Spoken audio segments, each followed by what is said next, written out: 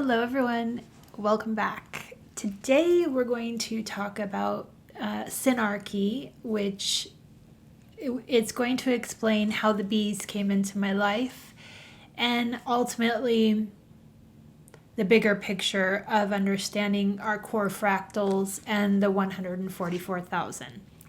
So this has been a evolving journey for me as the bees came in pretty hot and heavy when they came in, and I've had to play catch up to understanding why they're here and what the purpose of them is, because intuitively I knew I needed to get them and become a beekeeper, but my mind had no place in that, meaning they weren't on my horizon. It wasn't something that I was thinking that I would do. The only thing that I had done is actually when I look out my window, which is in front of me, is I can see some beehives up on the hill up there. And I reached out to that neighbor and asked if they had honey because I had really bad allergies over the spring. So that's the only kind of thing that had been going on in my life, that I had been opening my field to the vibration of the bees. And if you don't know, wherever you are, if you have allergies, the best way to work with those allergies and to pull away from medicine, synthetic medicine, is to find a keeper that has bees and that's the closest to you, so that those bees are actually working with the pollen in your area, and therefore you start to eat the honey and the pollen from those bees, and it's basically introducing what you're allergic to your system so you can start to vibrate with it. So I knew that from back when I lived in New York. I had terrible allergies, and my doctor there told me to go to the farmer's market and start chewing on honeycomb. And it worked. It really helped because my eyes used to get so blood red and I would scratch them. And I knew it worked. So when we moved here, in springtime, they were pretty intense. But my neighbor said that they didn't have a lot of honey, so they had a drought the last couple years, and that this year they were hoping to get some, but it wasn't a sure thing. So then, as I was at the ceremony with the plant sound immersion, I kind of touched on before the relationship that occurred or happened and sparked there, which is with my friend Ginger, and she has become my bee mentor. Now, again, wasn't something that I was planning, but in that experience of ceremony, before Ginger stepped into our circle, there were people already talking about the bees, and Faith was there, and she brought forward this book that is called The Shamanic Way of the Bee. And if you guys haven't read this book, which I don't know why you would have, but it is the most magical book. I mean, it possibly is the most magical book I've ever read, because you get to see behind the scenes in an ancient tradition of the path of pollen and how these rituals took place, and the symbolism behind the bees. And it's just, I mean, it's so hard to put into words, but I couldn't put the book down. That's how good it was. And I asked her, where did you hear about this book? And she told me, well, remember when we had our first reading together, you told me about a deck that's called the Wild Alchemy, the Wild Unknown Alchemy book, or Oracle cards. And in the book, she talks about the Shamanic Way of the Bees as being one of her inspirations for this deck. So, and I had read the book, but it didn't stand out to me when I read it. So it took Faith to pull down that information and share it with us. And so throughout, when we had a couple days before ceremony, so Faith was dropping these knowledges about bees here and there, and basically I remember her saying, did you guys know that beekeepers live the longest and healthiest lives? And I was like, what? And she goes, yeah, for example, my partner, he's in contracting, and he gets stung by bees all the time, and he has no arthritis because of that. And I was like, what? So it was already percolating and starting to grow before we met Ginger. But then at ceremony, I might have said this to you guys, and I'm just going to repeat, and I'm sorry if I have. But we got into ceremony, and the night before we had kind of selected where we were sitting. And the morning of the first ceremony, we walked into the tent, and there was like a pile of blankets and clothes on my chair. So I thought, oh, like at first I was like, oh no, someone else needs to sit there. And I was thinking maybe it was one of the facilitators, but I like my first was concern, and then I relaxed and I was like, you know what? If I'm not meant to sit in this group, I'm okay with that. So whatever's meant to be, I'm okay with it. And at that moment, Ginger came in behind me and said, oh, that's my stuff. Sorry, I need to move it. And I introduced myself, and I knew, like, pay attention to her. There's something going on with her. And so then we go into the first ceremony. And after that first ceremony, we were all just hanging out in the tent, and we had brought in a bunch of snacks and food, and I offered it to everybody. But Ginger came over and she sat down and started talking to us. And then we find out that she's a beekeeper. And then she just started like dropping like such knowledge about these bees, and we could ask questions, and Faith like was like, oh my God, like I feel like you're meant to be in my life. Like I just had this deep experience with the shamanic way of the bees. And I remember sitting there just kind of witnessing this interaction, and the infectiousness that Ginger had as she shared her passion about the bees and being a beekeeper. I remember whatever fears that would have come up about hosting these insects, it felt like they were, I mean, obviously they were stooped in probably childhood. I have been stung before. You know, you have like a certain, I don't know, view of these creatures, and not anything that I had ever wanted to do. But as I sat there and listened to her, I felt like that kind of barrier starting to drop. And I was like, and I could see the girls around me were like, wow, like we were all just like captivated by her. And by the end of this conversation, we were all like, I think we're supposed to be beekeepers. And it wasn't just me. It was like there was one of us, Brandy, who already had the inkling, like she already had felt the call.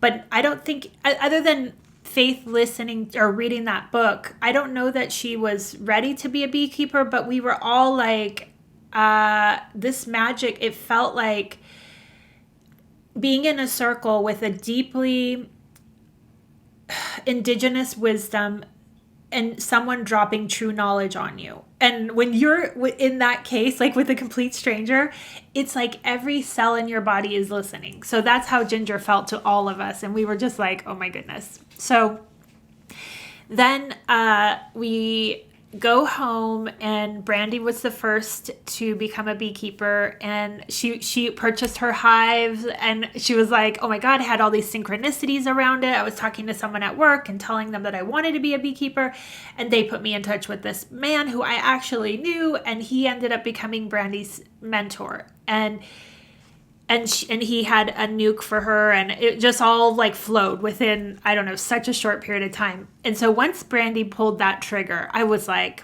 okay, I know I'm doing this, and I just have to do it. I have to just take the steps, and I have to trust that it's all going to line up and that it will all happen the way that it's supposed to happen.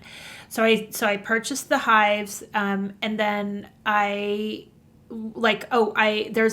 while the girls were here, we went to this local store, and in the store she has tons of products from bees. And so we started talking to her, and it turns out she was a local beekeeper, and she told me to join there's a Facebook group. So every, I'm sure, town or city has a Bee Society Facebook group. And so I joined there, and she said, just ask like who still has nukes for the season. And a nuke is basically a starter kit of bees. It's 5 frames, and you get 3 frames of brood, which is the eggs, the larva, and the pupae. And then they also will have honey on those, on the other 2 frames, and and 1 queen. So I think in a nuke, I don't know, it's thousands of bees. So you start with that and then you grow it from there. So I did what she suggested. I found a local beekeeper that, creates these nukes. And then I ordered them, and then they were ready for me to pick up. And luckily this happened while my cousin was in town, and also Ginger went with me. And first of all, I want to say that beekeeper that I got the nuke from, he was also selling the queen bees separately to some people. And one of the guys that was at this pickup spot with us was buying a queen and a nuke. And the man pulled the queen. It was in this tiny little box out of his inside his shirt. He was holding her next to his heart. And I remember being like, what kind of mystery magic is happening here? Like, there's clearly something about these bees that I haven't picked up on yet.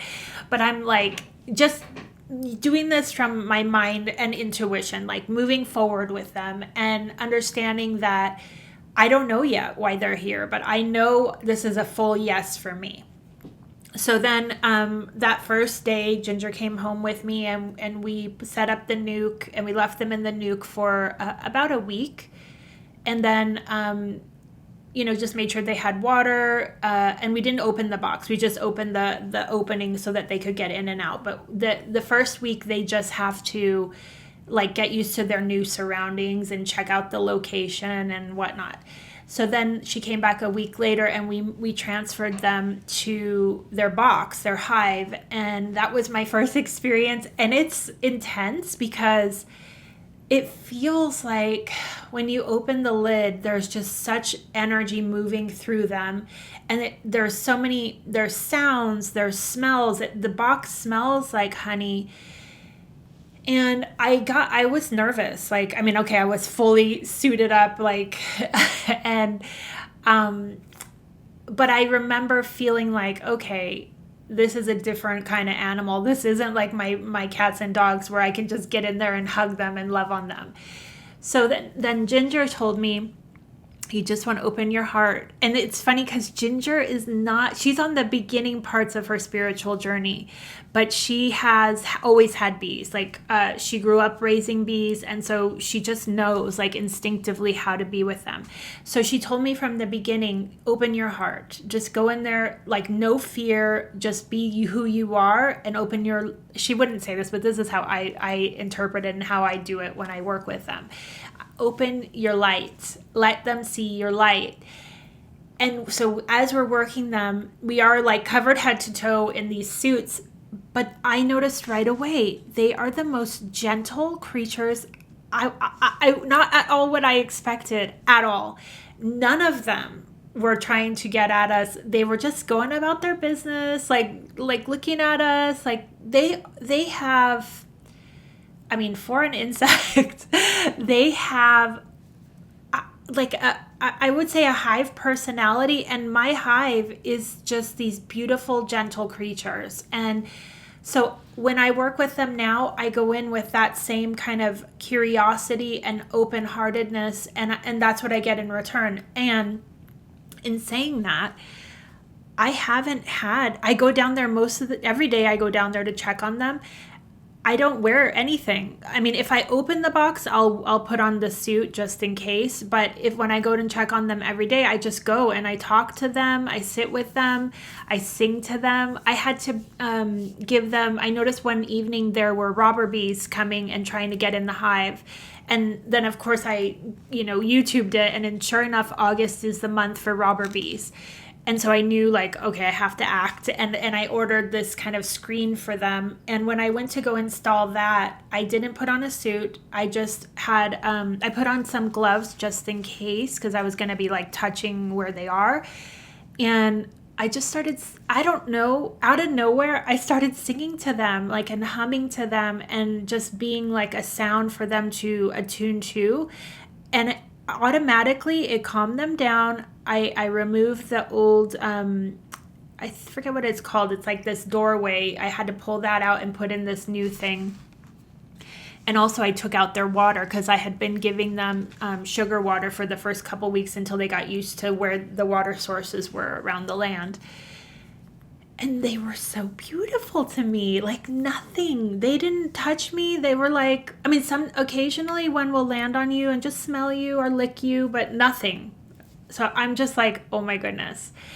And this is I would call my third dimensional being working with the bees, because I realized right away they're my teacher. I'm just here to learn from them. And Ginger asked me what their name was going to be, and I was like, oh, you name them? And she's like, yes, you name the hives. And I was like, oh. So I'm standing there and I said, I'm gonna name them the Mary, Meri, because to me that's the merits and that's my teachers. Like, I felt right away they were my teachers, and I knew I had to be humbled in their presence and also understand that my mind isn't going to be the one that's going to grasp this. So at the same time, I opened up to seeing, like, okay, what are they here for? What am I here to learn from them?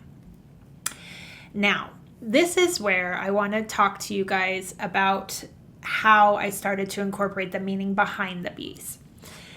As you guys know, I do human design blueprint ascension readings. And through this, I know the ones that have gotten this reading, I would say, are meant to understand this evolution of themselves. If you have not had a reading yet, I also want to say to you that it's a lot of information.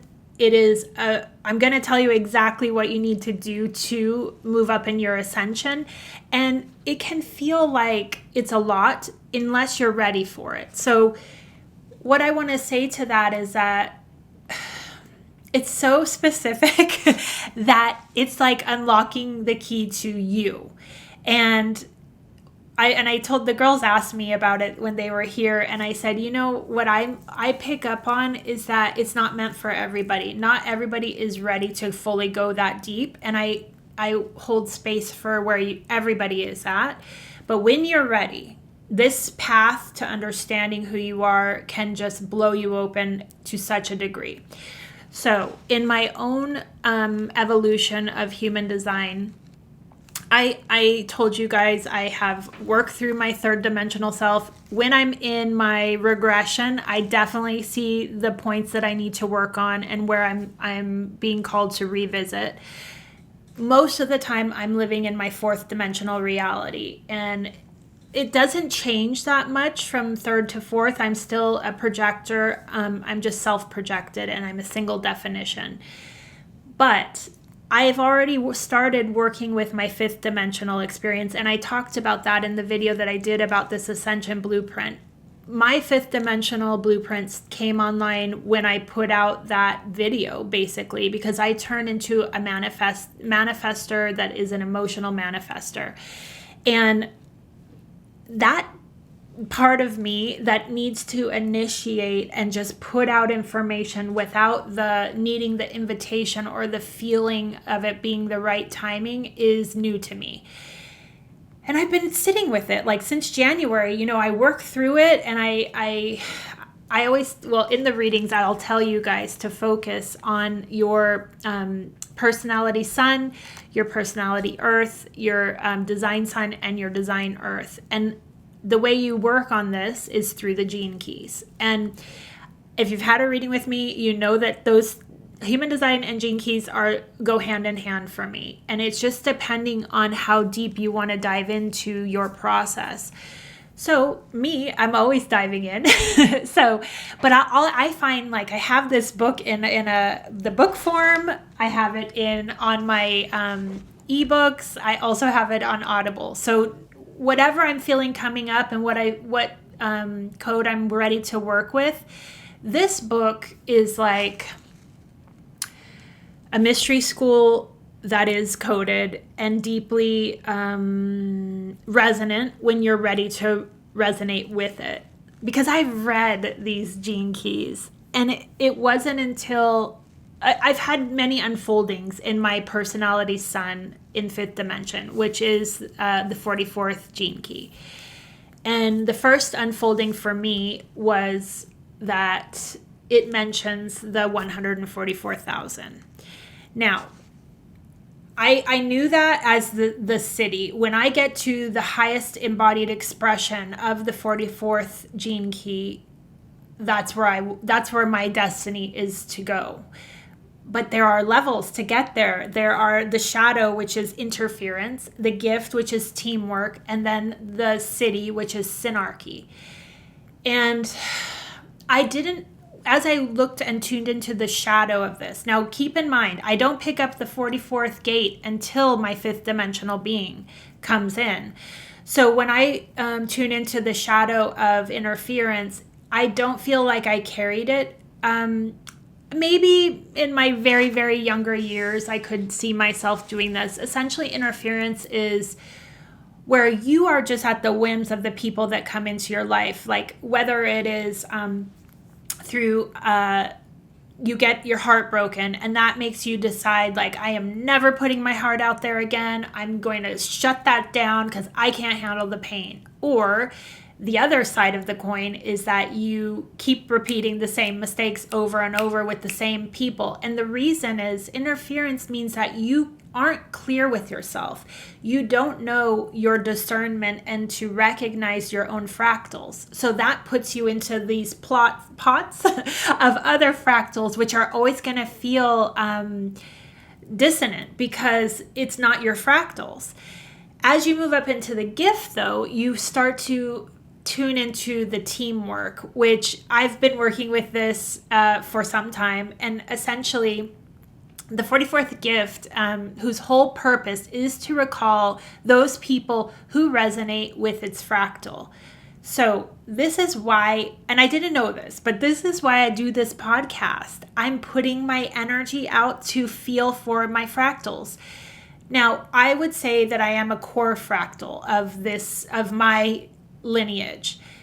And it always starts with, this is how it works. The core of that fractal lineage will open up and start to share their vibration, calling in those fractal lines. And then when I see that person or feel that person, okay, I'm sorry guys, my camera just totally stopped because it said the card was full, which has never happened before. And so we're having some interference, which I think is very interesting.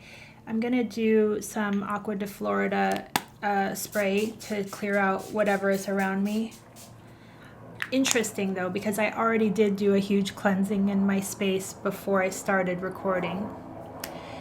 So back to what I was saying. The teamwork is about finding your fractals. It's about, like, the more that you share your vibration, you start to resonate with who you are, right? Like, first of all, you recognize your 12 fractals, but then you start to feel into other people that come into your sphere, and you can know within like a instant, this is my vibration, this isn't my vibration. Of course, each person's going to carry their own gift and their own, magic to the equation, but as a core fractal, your job, and at least this is how I feel it, is to collect the fractals, to bring the fractals back into each other. So the gift of teamwork is therefore about recognizing who belongs in your life. When you meet someone for the first time and they seem familiar to you, it is because their vehicle belongs on your fractal line. Within the greater body, your cells have business together. Taking this further, if you were able to assemble your own true fractal around you, then the dynamics of this team would be nothing short of awesome.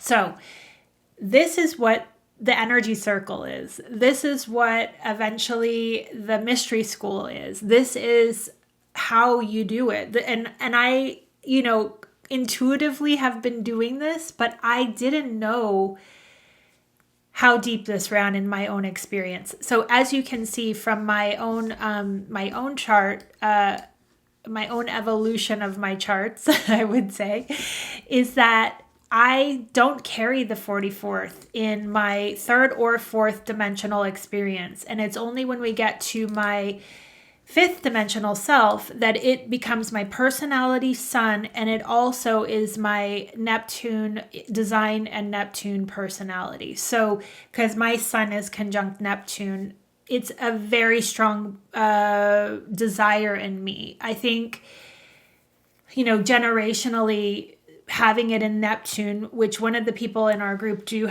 many people have it, the 44th in Neptune. But when it is your sun, it is like in Gene Keys, it would be called your life's work. And your life's work is the greatest service that you can offer into the world. So as I know this, and as I'm moving forward in this experience, I picked that up first. And that was about in January-ish time. Or no, it would have been in January when I figured out this, unlocked the code of the Ascension blueprint.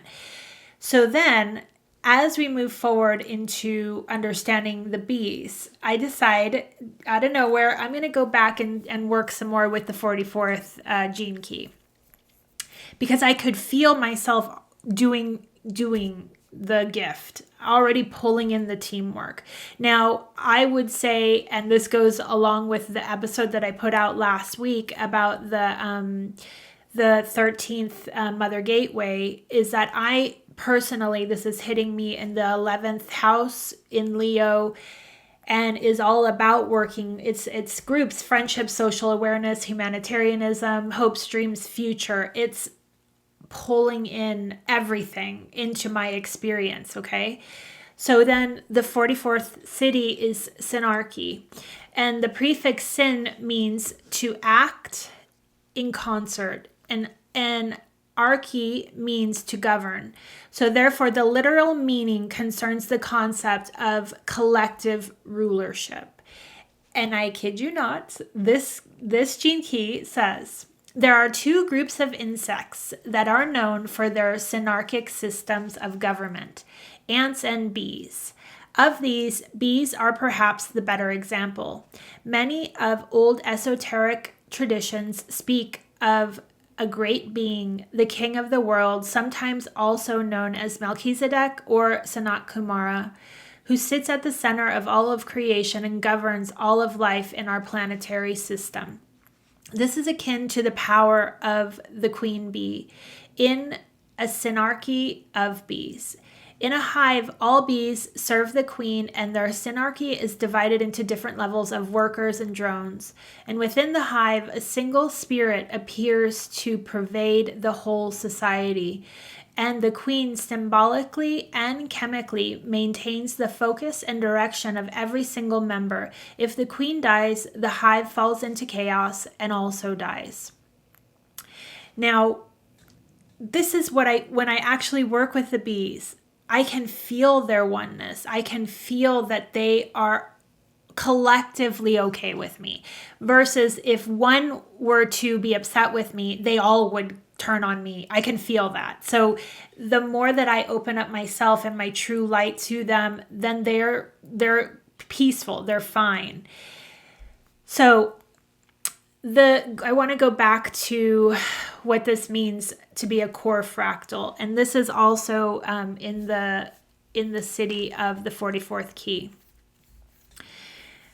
The core fractals are what we term as enlightened beings or masters. Every time a human core fractal is awakened, the entire arm of the fractal slowly begins to awaken. Thus, it is said that certain beings or avatars come to the earth to take on the sins of the masses. This refers to the awakening of the core fractals and the domino effect through their ancestral genetic chain.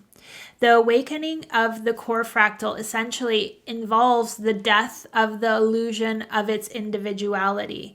The moment it gives up its independence, it becomes a clear conduit for consciousness to continue along its lineage. There are infinite numbers of core fractals, 144,000 to be precise, which is why this number has long been associated with secret societies of those whose role it is to awaken the planet.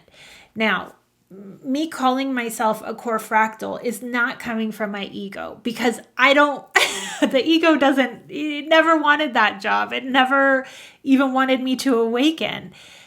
It's like, as I've gone down my path, it's like blossomed open for me to understand.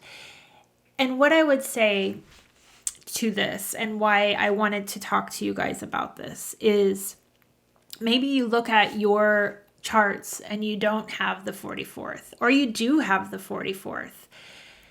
Depending on where it's placed in your chart, you have to get to this place of feeling and knowing. And if you feel that you are a core fractal, how are you creating community? How are you pulling in your fractals to find that teamwork? Because in the case of the bees, they lay them. They're literally part of the queen. But we are not that. We are not a Synarchy. We are here to be here and put out our vibration to feel into our Synarchy. And then once you pull those vibrations in, and I think I've talked about this, into your toroidal field, you create your hive. And then, I have goosebumps. The possibilities are endless.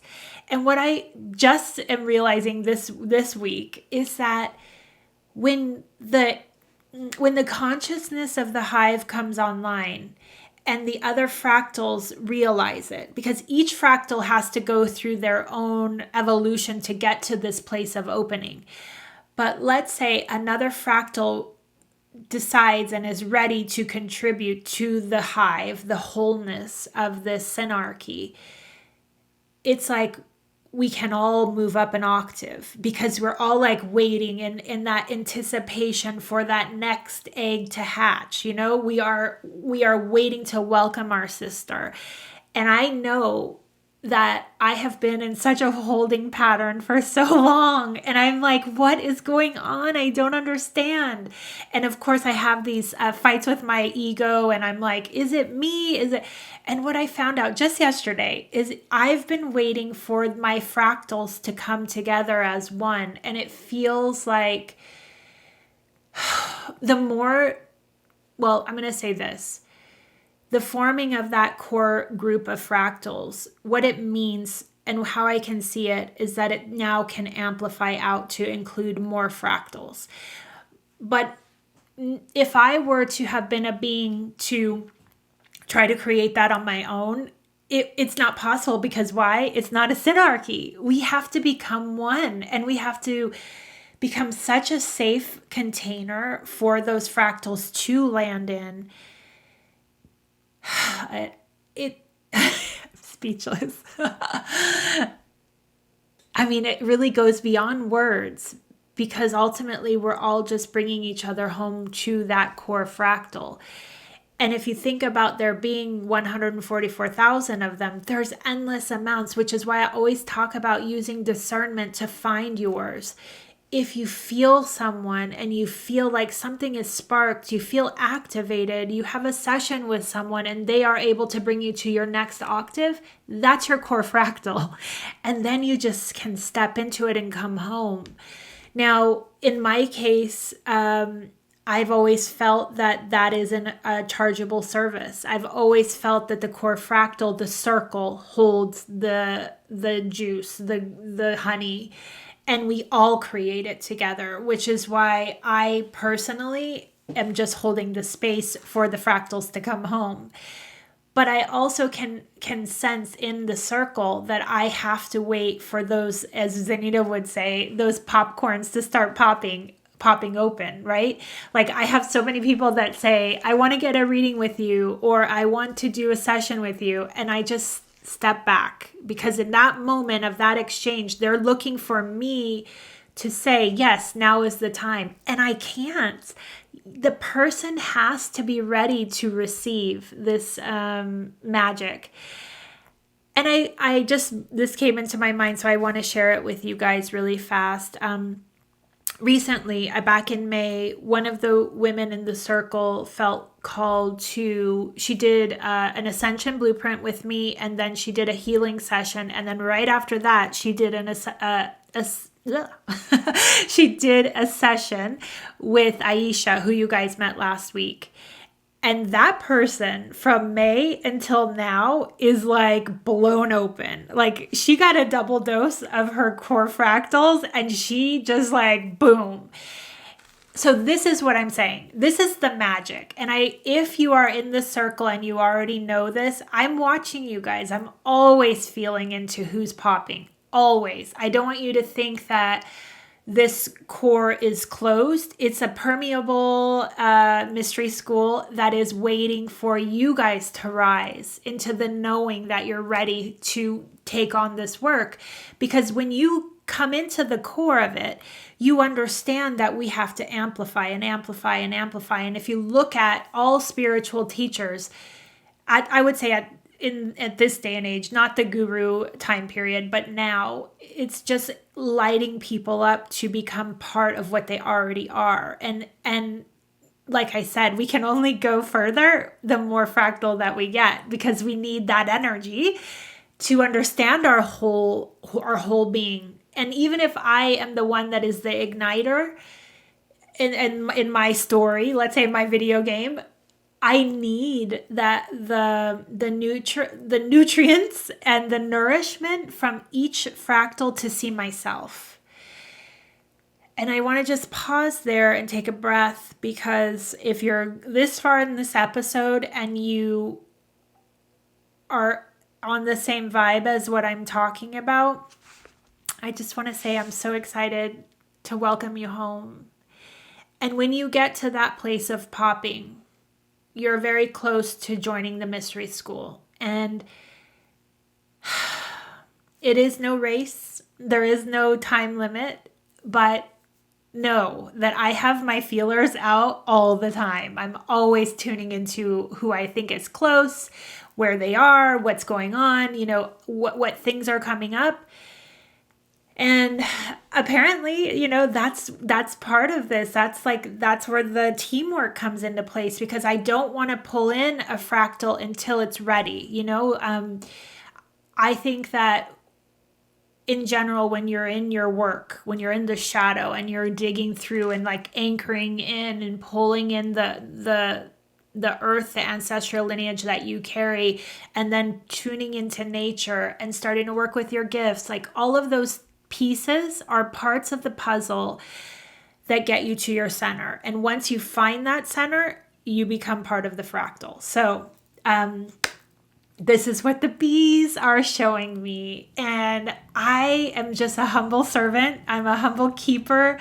I would say that every person that is an enlightened beekeeper just knows that we're holding space for them to give us the magic. And that is my bee story. And I'm just so honored to have met all the pieces and the puzzles that came together to find this part of my soul that was ready to become conscious in my body. So please, if you don't get a reading with me to understand your Ascension blueprint, start tuning into your own. Start tuning into the tropical sidereal and true sidereal human design blueprints that you carry. And feel the best way to do this, and I tell this to every person that I read, work with your design. So it would be the red gates in your chart. Those are the things that are in your subconscious that are wanting to become acknowledged and brought into consciousness. So the more that you start digging into your design, you start to bring up that fractal energy that we are just all one of this core fractal, and you can start to feel into what resonates, what you still need work on, where am I still in the shadow. And when I say work on it, I mean you would look at your human design chart, but then go to the gene keys and just start contemplating the magical mystery school that this book is. And I'm telling you, like in my case, I had already gone through the 44th gene key. But as I move up in my octave, I pick out completely different things from the same text.